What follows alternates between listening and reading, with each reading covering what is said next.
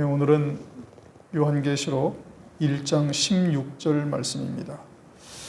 13절부터 금초대의 교회에 나타나신 주님의 모습을 사도 요한으로 먼저 보게 하시죠.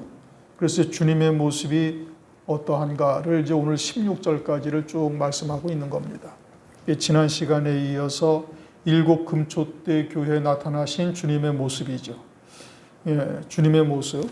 오늘은 이제 16절 말씀인데, 그 오른손에 7별이 있고, 오른손으로 7별을 붙잡고 계시다. 그렇게 말씀을 하시는데, 그 오른손이라는 단어가 16절부터 2장 1절까지 4번이나 등장을 합니다. 17절도 보면은 그가 오른손을 내게 얹고, 사도 요한에게 오른손을 얹었다 말씀하시는데, 사도 요한에게 오른손을 얹었다라는 것은 곧 7 금초대 교회의 그와 같은 모습으로 보여주시는 것이고, 또 20절에도 내가 본 것은 내 오른손에 7별의 비밀과 하면서 오른손으로 7별을 붙잡고 있음을 말씀하시고, 에베소서 2장 1절에도 오른손에 7별을 붙잡고 7 금초대 사이에 다니시는 이라고 말씀하시면서 그렇게 오른손이라는 말씀을 지금 4번이나 말씀하셔요. 성경에서는 단 한 번만 말씀하셔도 그것은 하나님의 말씀이시죠. 아주 엄중하신 하나님의 말씀인 겁니다. 그런데 4번씩이나 이렇게 오른손으로 붙잡고 계시다, 오른손에 있다, 오른손을 얹으신다 등등 말씀하시는 것은 이 말씀이 얼마나 엄중하신 말씀인가를 우리에게 계속해서 강조하고 계시는 겁니다. 그래서 그 오른손으로 지금 무엇을 하고 계시느냐? 7별을 붙잡고 계시는 거예요. 7별은 무엇이냐? 그것은 1장 20절에서 딱 설명을 합니다. 더 상징적인 의미도 아니죠. 네가 본 것은 내 오른손에 7별의 비밀과 7 금초대라. 7별은 7 교회의 사자요, 7 촛대는 7 교회니라. 부연 설명할 필요가 없죠.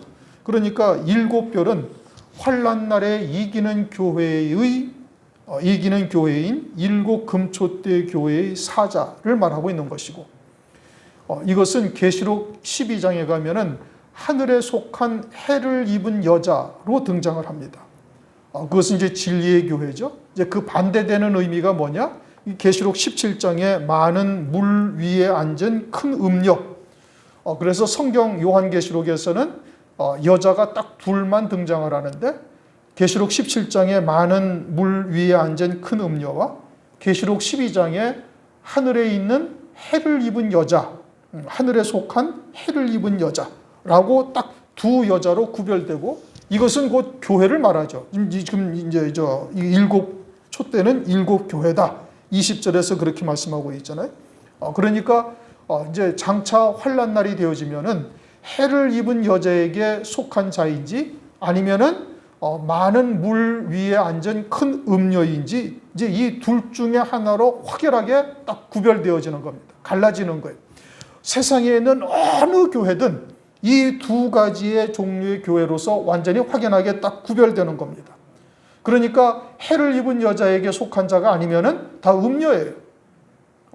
그거는 더 이상 변명의 여지가 없는 겁니다. 해를 입은 여자에 속하지 아니하였으면 그것은 많은 물 위에 앉은 큰 음녀죠.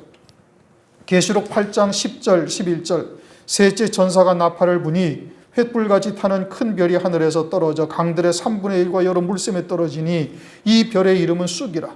물들의 3분의 1이 쑥이 되매 그 물들이 쓰게 됨을 인하여 많은 사람이 죽더라. 또 계시록 12장 4절 그 꼬리가 붉은 용이죠. 붉은 용의 꼬리가 하늘의 별 3분의 1을 끌어다가 땅에 던지더라.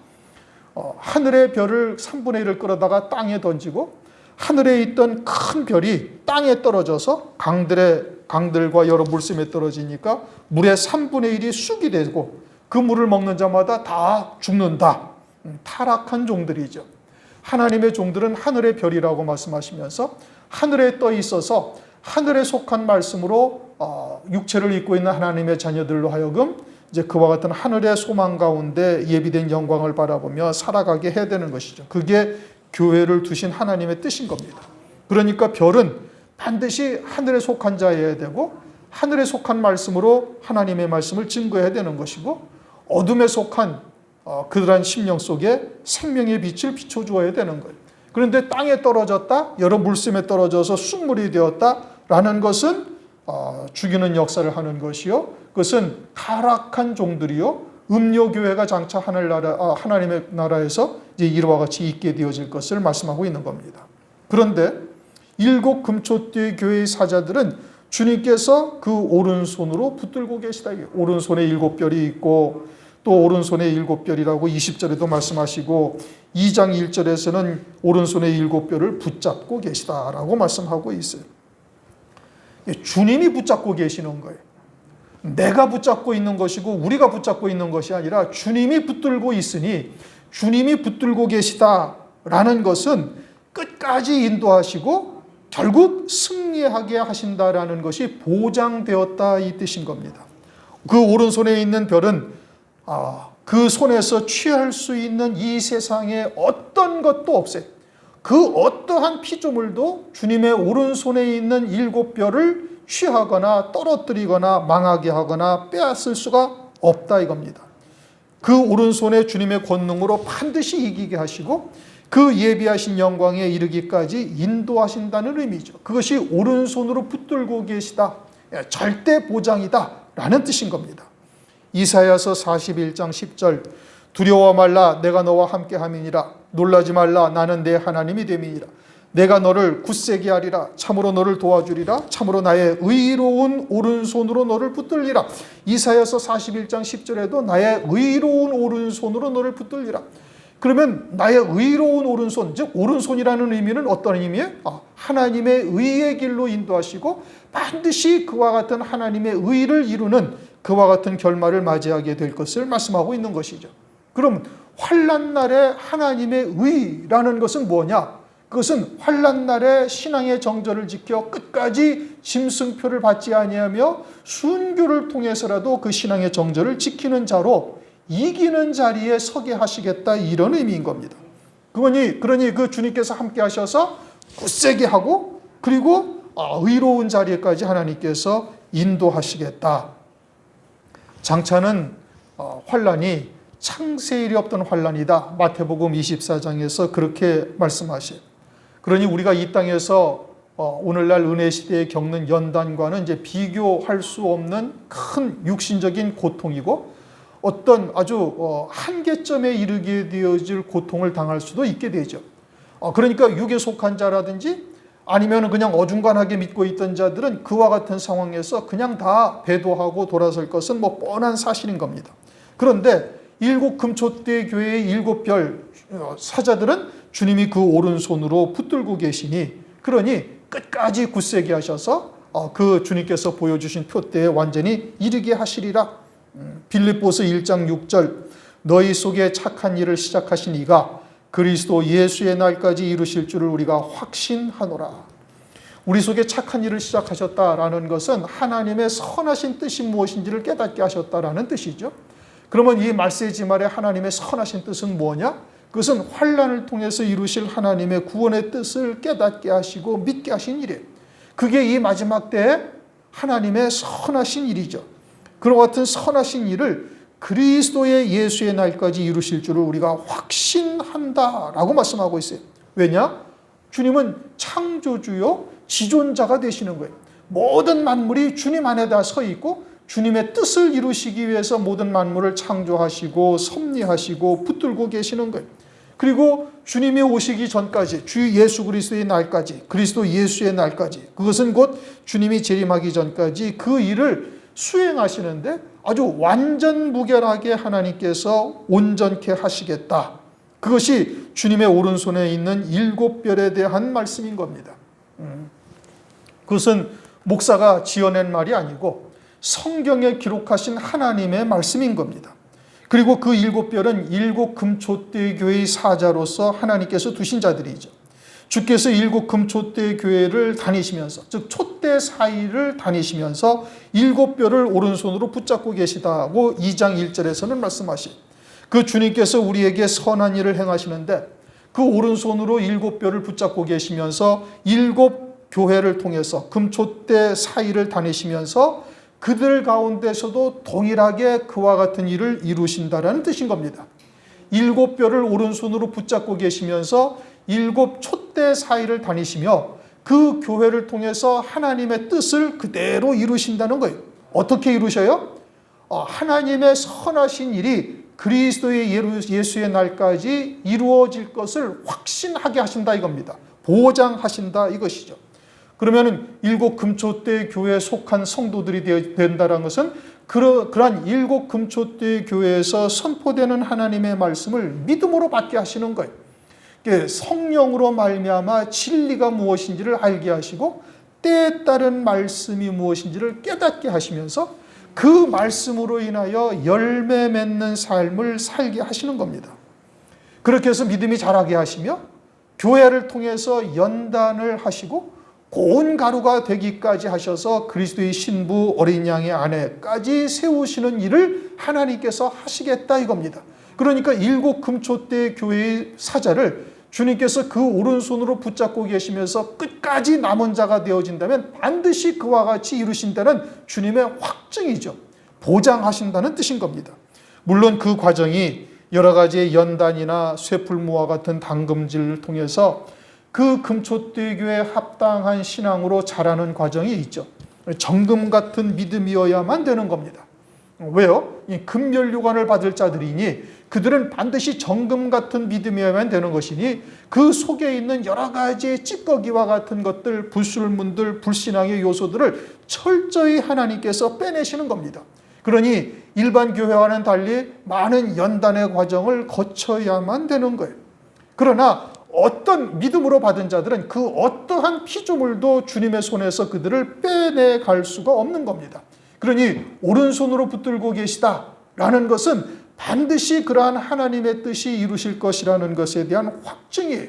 나의 의로운 오른손으로 붙들고 계시니 그러니 너희들은 마음을 굳세게 하라, 담대히 하라. 하나님께서 너희를 도와주실 것이다 이겁니다. 그와 같은 하나님의 확정적인 단어인 것이죠. 그러므로 그와 같이 금촛대 교회에 속한 자들에게는 하나님께서 때에 따른 말씀을 듣게 하시는 거예요. 마치 생명의 빛이 임하시듯이 어둠 가운데 빛이 임하듯이 하나님의 말씀을 받게 하시고 그리고 기쁨으로 받게 하시고 그것이 마지막 때 우리에게 주신 참된 소망인 것을 깨닫게 하시는 것이고 그와 같은 영광이 이제 눈에 들은 바요, 본 바요, 주목하고 만진 바까지 되어지도록 하나님께서 은혜를 베풀고 계시는 겁니다. 그러므로 우리가 그러한 하나님의 말씀이 귀에 들리고 믿음으로 받게 되었다면 우리에게 다가오는 모든 일을 그 표대를 바라보고 하나님의 말씀을 들을 수 있어야 되는 겁니다. 그와 같은 하나님의 말씀을 이루시기 위해서 우리에게 다가온 모든 환경을 거기에 초점을 맞춰야 되는 것이죠. 그래서 하나님의 거룩하신 뜻이 무엇인지를 깨닫고 무엇을 위해서 이와 같은 연단의 과정을 거치게 하는지를 말씀을 통해서 알게 하시면서 그와 같은 자리에 서게 하시는 겁니다. 결국은 요단강 앞에 선 제사장과 같이 하나님의 말씀, 법궤의 말씀을 들고 순교의 강을 발을 내디뎌 건너게 하시는 역사를 하나님께서 이루어 가시는 겁니다. 어린 양의 생명책에 그 이름이 농명된 자가 되게 하시는 것이죠. 그렇게 해서 환난 날에 한때, 두때, 반때를 거쳐 순교를 통해 첫째 부활의 영광에 이르게 하시는 겁니다. 첫째 부활이라는 것은 다른 영혼들은 다 죽은 자들이 살지 못하는데 예수의 증거와 하나님의 말씀을 인하여 순교한 성도들만 첫째 부활에 참여하는 것이고 그들은 그리스도의 나라, 주님의 나라가 이 땅에 이루어지는 천년왕국에서 그리스도와 함께 왕으로 1000년 동안 다스리는 영광을 누리게 되어지는 겁니다. 그런 후에 그 가운데 택하신 자들에게 살아계신 하나님의 인을 이마에 치는 역사가 있게 되죠. 요한계시록 7장 2절에서 4절 말씀과 같이 이마에 하나님의 인을 쳐요. 하나님의 인을 친다라는 것은 하나님의 뜻과 그의 사상이 완전히 일치를 이루는 자가 되게 하신다 이겁니다. 그것이 환난 날에 사역할 종이라는 표징이 되는 겁니다. 환난 날에 사역할 종은 은혜 시대에 사역할 종들과는 전혀 다릅니다. 이거는 이미 우리가 여러 차례 상고했던 것처럼 요한복음 4장에서도 심는 자와 거두는 자가 전혀 다르고 이미 이제 밭이 휘어졌으니 거두는 자들이 그 싹도 받고 있다. 싹도 받고 있다는 것은 그 거두는 사역을 하는 자들의 영광이 어떠한 것인지를 깨닫게 하셨다 이겁니다. 우리가 그 영광이 무엇인지를 이미 알고 있죠. 싹을 이미 받은 겁니다.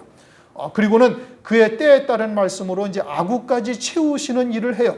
그래서 그냥 건들면 환난 날에 이루실 하나님의 구원의 뜻, 말세에 이루실 하나님의 구원의 세계를 그냥 줄줄줄줄 나올 수 있도록 하나님께서 은혜를 베풀어 주시는 겁니다.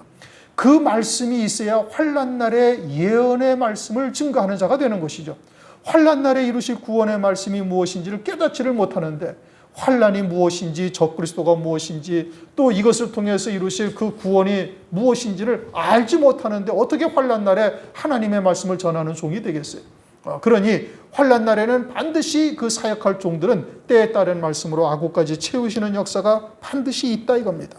영광의 복음, 그러한 말씀이 채워져야 예언할 수 있는 것이죠. 호세아서 4장 6절 내 백성이 지식이 없으므로 망하는도다. 호세아서 4장 9절 장차는 백성이나 제사장이나 일반이라. 환난 날에 말씀이 없으면은 백성이든 제사장이든 하나님의 종이든 성도든 뭐 다 일반이다 이겁니다. 그러므로 환난 날에 사역할 종들에게는 반드시 요한계시록과 다니엘서와 같은 때에 따른 말씀으로 하나님께서 채우시고 그 말씀과 하나가 되게 하시는 것이고 그것을 위해서 쇠풀무와 같은 연단의 과정을 거쳐서 정금과 같은 믿음으로 세우시는 겁니다. 그들을 요한계시록에서는 14만 4천의 종들이요 두 증인이고 그들을 계시록 14장 4절에서는 하나님과 어린 양에게 속해서 사람 가운데 처음 익은 열매다 이렇게 말씀하셔요. 처음 익은 열매다. 처음 익은 열매. 주님이 부활의 첫 열매가 되셨고 그리고 성도들 가운데는 이들이 처음 익은 열매다. 사실은 주님은 부활의 영광을 이 땅에서 하나님의 자녀들에게 보여주실 이유조차 없어요. 왜요? 그분은 그냥 하나님이시니까. 홀로 영화로우신 하나님이신 거예요. 굳이 그 같은 부활의 영광을 제자들에게 보여주실 필요가 없죠. 그런데 그와 같은 것을 보여주시면서 부활의 첫 열매가 되셨다고 말씀하시는데 성도들 가운데는 처음 익은 열매로 14만 4천의 종들을 말씀하신 출애굽기 13장 2절을 보면 이 초태생은 하나님 것이다, 내 것이다 이렇게 말씀하셔요. 그러니 이 처음 익은 열매가 하나님과 어린 양에게 속한 자들이요 먼저 익은 열매들이고 그들이 주님의 오른손에 붙잡힌 14만 4천의 종들이고 환난 날에 사역할 종들인데 그들은 일곱 금초대의 교회를 통해서 나오게 되는데 그들은 계시록 14장 4절에 여자로 더불어 더럽히지 아니하고 정절이 있는 자다. 그러니까 14만 4천의 종들의 자격이 어떠한지를 말씀하고 있어요. 그들은 여자로 더불어 더럽히지 아니하고 정절이 있는 자다. 여기서 여자로 더불어 더럽혔다. 그것은 음녀교회죠. 음행케 하는 포도주나 이런 것으로 더럽혀지지 아니했다. 이런 말씀이죠.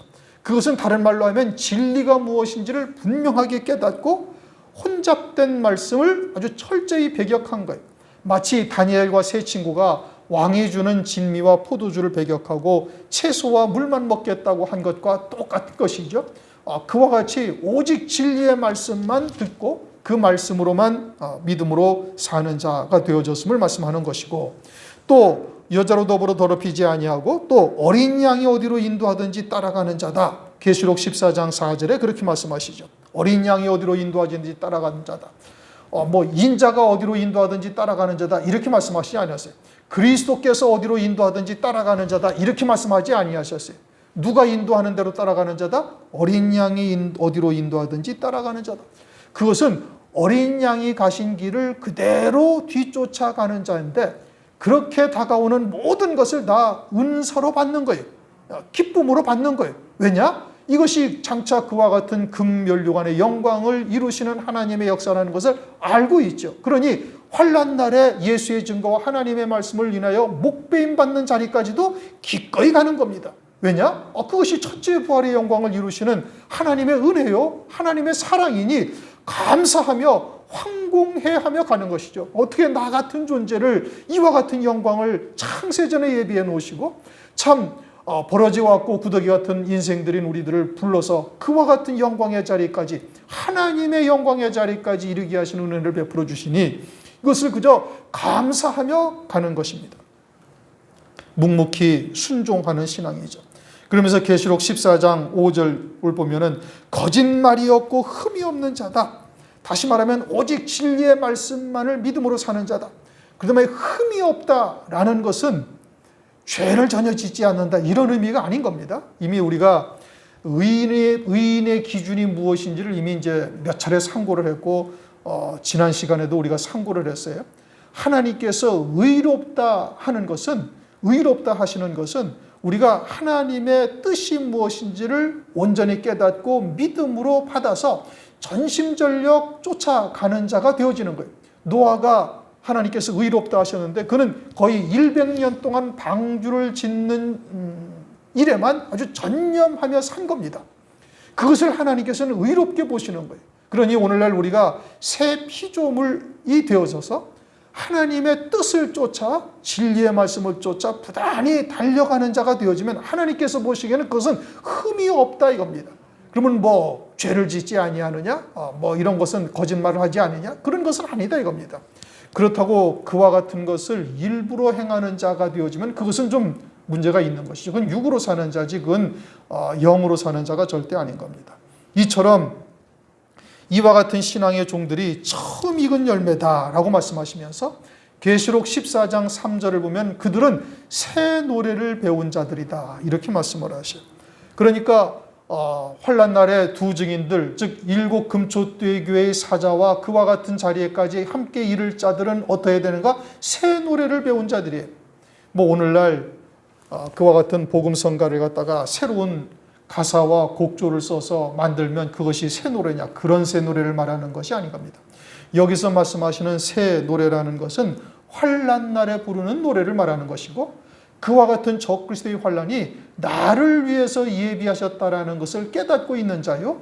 오히려 그와 같은 환난이 우리에게 소망이 되며 그것이 속히 우리에게 다가와서 우리가 그와 같은 믿음의 정절을 끝까지 지키면서 승리하는 자 될 것을 기대하고 있는 것이죠. 그들이 새 노래를 부르는 자들인 겁니다. 첫째 부활의 영광을 입히시려고 환난을 두신 것을 깨닫고 부르는 노래인 겁니다. 은혜 시대의 종들이 환난의 극한의 고통 가운데 노래를 부를 수가 있습니까? 그럴 수가 없는 거예요. 사도행전 16장을 가면은 사도 바울이 빌립보 감옥에 채여서 아주 엄청 얻어맞았죠. 죽기 전까지 얻어맞은 것과 다를 바가 없어요. 그리고는 지하 감옥에 손과 발이 움직이지 못하도록 아픈 곳을 좀 피하려고 할 수도 없을 정도로 착고에 채워서 그와 같은 고통 가운데 지하 감옥에 잡혀서 갇혀 있으면서 그러면서 하나님께 찬미의 제사를 드리잖아요. 그건 사람의 육신으로서는 그건 있을 수 없는 일인 겁니다. 그 하늘에 속한 자요 그와 같은 영광을 바라보고 있으니 그러한 노래를 찬미의 제사를 드릴 수가 있는 것이죠. 그처럼 하나님의 오른손에 붙잡힌 7별들은 환난 날에 이처럼 새 노래를 부르는 자들이 되고 있음을 말씀하는 겁니다. 그러므로 그와 같은 오른손에 7별이 있다. 이것은 7 금초대 교회의 사자들이요. 또 그와 같은 종들을 통해서 환난 날에 사역할 종들이 등장을 하게 되어지는데 그들이 어떠한 위치에 있는가? 주님이 그 오른손으로 붙잡고 계시다. 그것은 완전히 보장되어져 있다라는 의미인 것이고 하나님께서 그들에게 새 노래를 부르게 하시고 그리고 어린 양이 어디로 가든지 따라가는 자가 될 것이며 여자로 더불어 더럽히지 아니하고 정절을 지키는 자다 등등 14만 4천의 종들의 위치의 선자들이 어떠한 믿음인가를 말씀해 주시고 있는 겁니다. 그들에게 하나님께서는 환난 날에 철장 권세를 주시고 1260일 동안 예언의 사역을 감당하게 하시죠. 그래서 7별을 오른손에 붙잡고 계시고 그 입에서 좌우의 날선검이 나오고 7 금초대 교회에 나타나신 주님의 모습이 입에서 좌우의 날선검이 나온다. 이 계시록 19장도 한번 보시겠습니까? 계시록 19장을 보시면은 15절 그 입에 이한검이 나오니 그것으로 만국을 치겠고 친히 저희를 철장으로 다스리며 또 친히 하나님 곧 전능하신 이의 맹렬한 진노의 포도주들을 밟겠고 이것은 주께서 재림하실 때 적그리스도의 군대들과 또 음녀 교회들이 하나님을 대적하게 되어지는데 그들에게는 하나님 주님의 입에서 뭐가 나온다고요? 이한 검이 나와요. 거기서는 이한 검이 나오고 여기서는 뭐가 나와요? 좌우에 날선검이 나오는 거예요. 다르죠? 그러니까 계시록 19장 15절에서 이한 검이 나오는 것은 하나님의 진노의 심판 때 나오는 말씀이고 그 이한 검으로 말미암아 그들은 그냥 단번에 다 진멸당하는 겁니다. 진멸당하는 것이고 여기서는 어떤 검이 나와요? 좌우에 날선검이 나온다 이겁니다. 이게 좌우에 날선검이 나왔으니 이것은 좌로나 우로나 치우친 것들을 잘라내시는 그러한 하나님의 말씀을 의미하는 겁니다. 에베소서 6장 17절 성령의 검 곧 하나님의 말씀을 가지라. 그러니까 하나님의 말씀이 어떠하다 되는 거예요? 검이다 이겁니다. 히브리서 4장 12절을 보면은 하나님의 말씀은 살았고 운동력이 있어 좌우의 날선 어떤 검보다도 예리하여. 그러니까 하나님께서 하나님의 백성들을 훈육 교훈하시고 또 가르치시고 징계하시고 또 채찍을 때리실 때 이러한 좌우의 날선검으로 그들을 교훈하시면서 바르게 세우시죠. 이와 같이 날선검의 모습으로 나타나신 곳이 계시록 2장 12절의 버가모 교회예요. 그런데 버가모 교회는 어떠한 신앙들이 있었냐면 발람의 교훈을 쫓는 자들과 니골라당의 교훈을 따르는 자들이 있어서 이러한 모습으로 주님이 나타나신 거예요. 주님이 나타나셔서 좌우로 치우친 것들을 갖다가 잘라버리시는데 발람의 교훈은 이미 아시다시피 민수기 22장에 모압 왕 발락이 아주 높은 고위 관직들을 보내면서 많은 금은보화 예물을 주죠. 그래서 그것을 가지고서 그것을 받고 하나님의 백성이 이스라엘을 저주하러 오는 겁니다. 다시 말하면 세상에 복주는 말씀을 쫓는 자들을 하나님께서 책망하시며 그와 같은 것들을 철저히 잘라버리시고 끊어내시는 진리의 말씀이요 참된 말씀으로 나타나셨음을 말씀하고 있는 겁니다. 니골라당은 유대교로 회귀한 자들이죠. 사도행전 6장 5절 유대교에 입교한 안디옥 사람 니골라라고 말씀하시면서 믿음이 아니라 다시 행함으로 치우친 자요 사람의 의로 치우친 것이요 오늘날은 육체의 경건을 쫓는 생활교훈으로 하나님의 말씀을 바꾼 자들을 말하는 겁니다. 사람의 계명이죠. 또는 눈에 보이는 이 바리새인들이 육에 속아서 육체로 사는 자가 되어지니 또 표적을 보여달라면서 마태복음 12장에 말씀을 하셔요. 그러니 이와 같이 육신의 경건을 쫓는 자들 또는 은사를 추종하여 쫓는 자들 이들은 다 하나님의 말씀을 믿지 아니하는 것이죠. 그렇게 좌우로 치우친 신앙들을 갖다가 하나님의 진리의 말씀으로 구별하게 하셔서 철저히 잘라버리시는 역사가 있다라는 것을 나타내시고 있는 겁니다.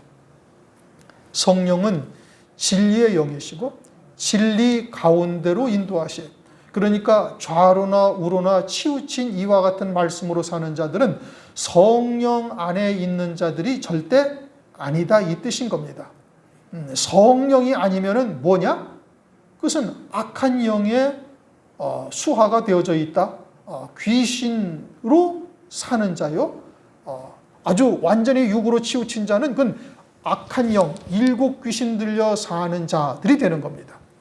그러니 외형적으로는 회칠한 무덤처럼 신앙생활을 잘하고 아주 깨끗한 것처럼 거룩한 것처럼 보이지만 그 속은 무덤 속과 같이 죽은 뼈와 온갖 더러운 것이 가득한 자들이 되는 것이죠.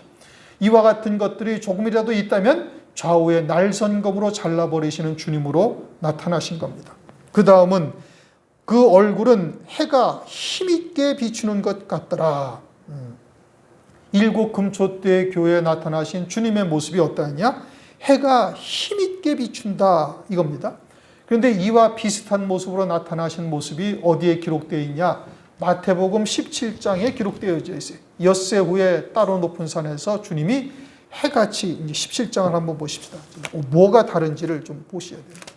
마태복음 17장 2절. 마태복음 17장 2절. 저희 앞에서 변형되사 그 얼굴이 해같이 빛나며 해같이 빛나요. 일곱 금초대 교회에 나타나신 모습은 해가 힘있게 비추는 것 같다. 그렇게 말씀하시잖아요. 해가 힘있게 비추는 것하고 해같이 빛나는 것하고는 조금 다르죠. 해같이 빛나는 것은 무엇을 말하느냐? 그것은 17장 9절을 보십시다. 9절, 마태복음 17장 9절 읽어보시면은 저희가 산에서 내려올 때에 예수께서 명하여 가라사대 인자가 죽은 자 가운데서 살아나기 전에는 본 것을 아무에게도 이르지 말라. 그러면 해같이 빛나는 모습은 무엇을 말하는 거예요? 부활의 영광을 말하는 겁니다. 부활의 영광이에요. 그러면 해가 힘있게 비추는 것은 무엇을 말하는 거예요? 그건 일곱 금초대 교회에게만 보여주었어요. 일곱 금초대 교회는 환난 날에 순교가 최종 목표인 것이죠. 순교를 통해서 첫째 부활의 영광을 입는 거예요. 다른 모든 죽은 자들보다 1000년 먼저 부활하는 것이고 그것은 히브리서 11장 35절에 더 좋은 부활이다 라고 말씀하고 있고 히브리서 12장 23절에는 장자들의 총회에 참여하는 자들이다 라고 말씀하고 있어요. 그러니까 마태복음 17장에 보여주신 해같이 빛나는 모습, 부활의 영광, 이것은 모든 교회들이 다 알고 있는 것이고 바라고 있는 것인데 그런데 일곱 금초대 교회는 특별히 해가 힘있게 비친다라는 것은 무엇을 말하는 거예요? 그들은 더 좋은 부활에 참여하는 자들이다 라는 것을 계시해주고 있다 이 뜻인 겁니다. 또 해가 힘있게 비춘다라는 것은 아주 가까이 있다는 것을 느끼죠. 가까이 있을 때 해가 힘있게 비추게 되는 겁니다. 그것은 다시 말하면 일곱 금초대 교회를 통해서 해가 힘있게 비추는 것이 무엇인지를 깨닫는다. 그것은 감추인 것이 드러나고 숨겨진 것이 알려진 것이 누가복음 12장 2절.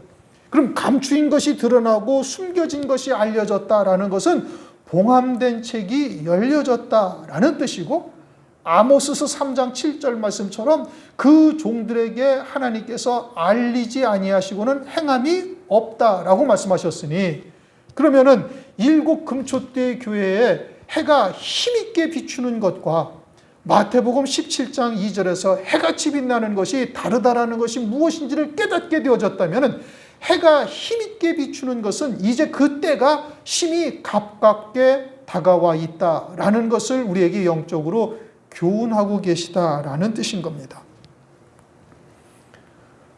해가 비추는 것과 해가 힘있게 비춘다라는 것은 전혀 다른 의미예요.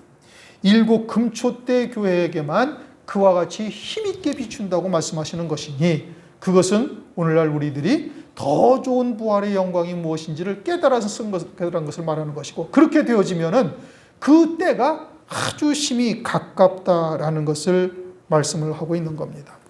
그것을 믿는 자는 소망이 생기는 것이고 이제 다가올 7년 환란이 나를 위해서 예비하신 하나님의 역사라는 것을 깨닫게 되어지고 환란 날에 겪게 되어지는 여러 가지의 고초 또는 어떤 육신적인 한계점에 이르는 것까지도 기꺼이 감당하는 믿음이 되는 겁니다. 왜냐?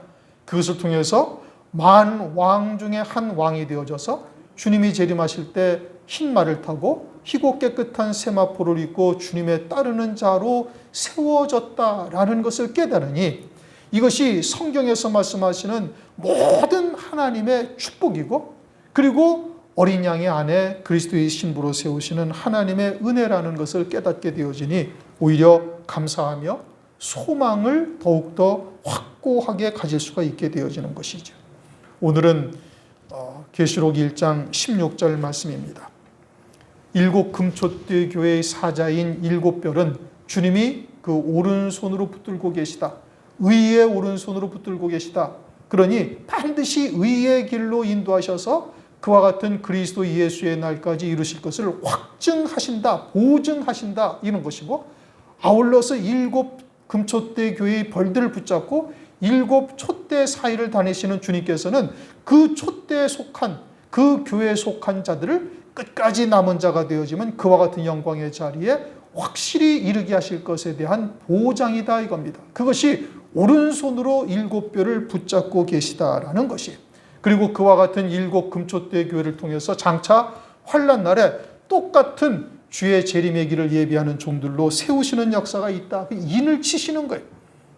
인을 친다라는 것은 그 사상의 일치를 이루는 것이고, 그것은 이 마지막 때 요한계시록이나 다니엘서와 같은 때에 따른 말씀, 또 그와 같은 영광에 이르게 하시는데 필요한 하나님의 말씀으로 채우셔서 그들로 하여금 그저 건들면 그와 같은 말세에 대한 말씀이 튀어나올 수밖에 없을 정도로 하나님께서 세우셔서 그들을 그 사역을 할 수 있게 하신다. 그것이 오른손으로 7뼈를 붙잡고 계시다라는 뜻으로 계시하시는 겁니다.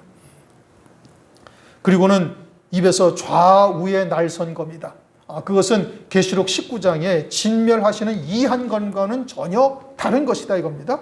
좌우에 날선 검으로 7 금초대교의 성도들을 하여금 좌로나 우로나 치우친 것이 있다면 철저히 진리의 말씀으로 베어내고 땅에서 온전히 끊어진 자가 되게 하시는 역사를 하나님께서 이루시는 겁니다. 세상에 복된 것을 쫓던 심정, 또는 육신의 경건을 쫓던 그와 같은 것들, 또는 은사나 이와 같은 것들을 쫓던 것들을 다 끊어내시고 날선검보다 예리한 진리의 말씀으로 진리 가운데로 인도하신다라는 하나님의 뜻인 것이죠.